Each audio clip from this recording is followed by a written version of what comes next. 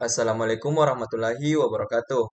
Perkenalkan, saya atas nama Wahyu Amal Imran dengan NIM 2202095028089 dari kelas PTKF Angkatan 22.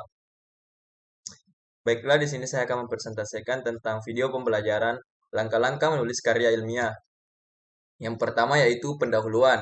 Adapun langkah-langkah dalam penulisan ilmiah ini adalah merupakan suatu langkah dalam memudahkan untuk menulis.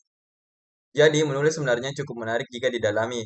Menulis adalah merupakan suatu pekerjaan yang cukup membosankan jika kita tidak mengetahui bagaimana sebenarnya menulis itu. Untuk itu, seorang yang ingin menulis harus mengetahui konsep awal ataupun mengetahui langkah-langkah penulisan. Yang kedua yaitu memilih topik. Memilih topik atau pokok bahasa merupakan langkah awal yang sangat penting dalam wacana tulis ilmiah. Topik ini ditetapkan berdasarkan permasalahan yang ditemukan dalam dunia pemikiran atau dunia empiris. Sebab dalam dunia ilmiah permasalahan dapat ditemukan dalam ontologi, epistemologi, dan aksiologi. Untuk menemukan topik yang baik dapat digunakan ukuran sebagai berikut. Yang pertama yaitu topik harus sesuai dengan latar belakang ilmu yang ditekuni penulis. Yang kedua, topik harus menarik minat penulis. Yang ketiga, topik harus jelas ruang lingkupnya. Yang keempat, topik harus dapat didukung dengan bahan-bahan bacaan yang tersedia.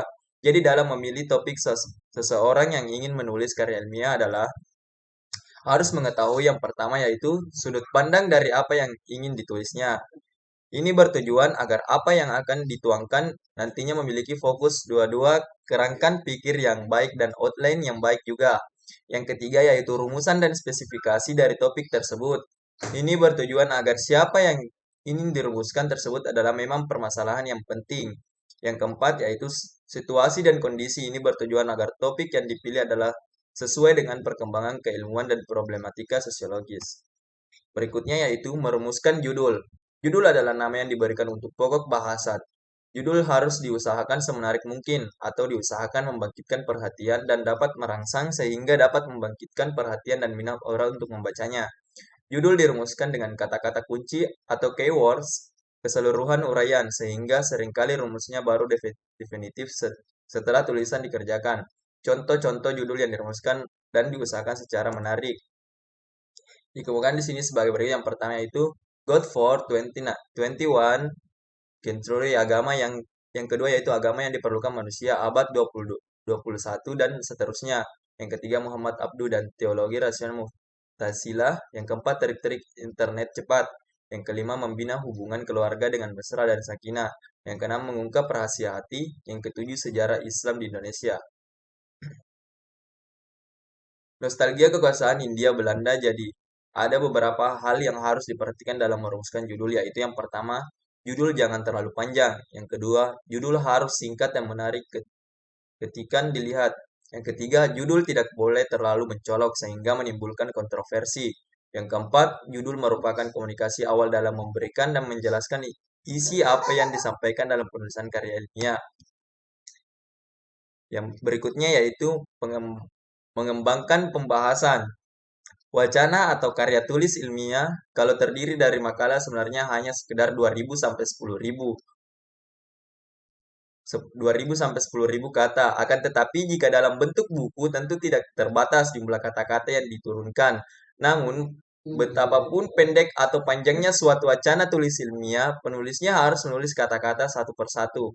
Seperti yang katakan oleh David Lindsay, akan sulit dibayangkan kata terakhir jika Anda sedang melukiskan kata pertama. Sama halnya dengan sulitnya mengingat kata pertama jika Anda sedang mengerjakan kesimpulan. Jelasnya untuk menulis suatu karangan yang baik haruslah tahap demi tahap, dimulai dari judul sampai pada daftar bacaan dan diperlukan konsentrasi penuh dari penulis. Adapun teknik pengembangan pembahasan dapat dikelompokkan ke dalam 6 macam, yaitu yang pertama penjelasan, yang kedua contoh-contoh analogi, yang ketiga analogi, yang keempat testimoni atau pernyataan para ahli, yang kelima statistik, yang keenam perulangan. Baiklah, yang atau berikutnya itu menyusun komposisi. Kesatuan unity atau kesatuan adalah keterikatan secara tunggal atau utuh antara isi dan judul. Jadi harus ada gagasan tunggal yang mendominasi seluruh uraian. Untuk menciptakan kesatuan itu bukan saja diperlukan ketajaman analisis, melainkan juga menghindarkan hal-hal yang mubazir agar uraian tidak bertele-tele. Yang kedua yaitu pertautan atau occurrence. Untuk menciptakan pertautan dalam sebuah pembahasan setidaknya dapat ditempuh tiga cara, yaitu yang pertama, ungkapan penyambung, yaitu sebuah kata-kata atau lebihan yang digunakan untuk merangkaikan bagian-bagian.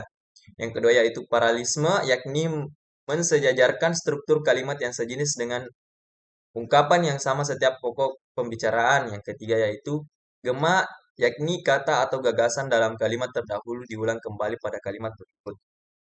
Yang ketiga ada titik berat atau empasis. Titik berat adalah bagian-bagian penting dalam tulisan yang perlu diperhatikan, yang termasuk dalam titik berat dalam karya ilmiah.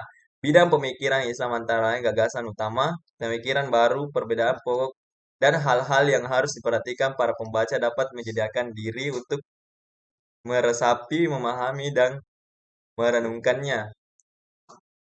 Berikutnya yang F yaitu mengedepankan solusi dan kesimpulan. Mengemukakan solusi dan kesimpulan merupakan kewajiban bagi setiap penulis yang mengedepankan permasalahan, sebab mengemukakan masalah akan membingungkan para pembaca. Jangan biarkan pembaca tulisan Anda terjerat dengan masalah yang ada kemukakan tanpa diberi jalan. Karena hal ini merupakan satu hal yang menarik perhatian, yaitu solusi yang didapatkan dari adanya kesimpulan dan solusi yang diungkapkan penulis dalam tulisannya. Yang terakhir, penutup. Topik atau pokok bahasa merupakan langkah awal yang sangat penting dalam wacana tulis ilmiah. Topik ini ditetapkan berdasarkan permasalahan yang ditemukan dalam dunia pemikiran.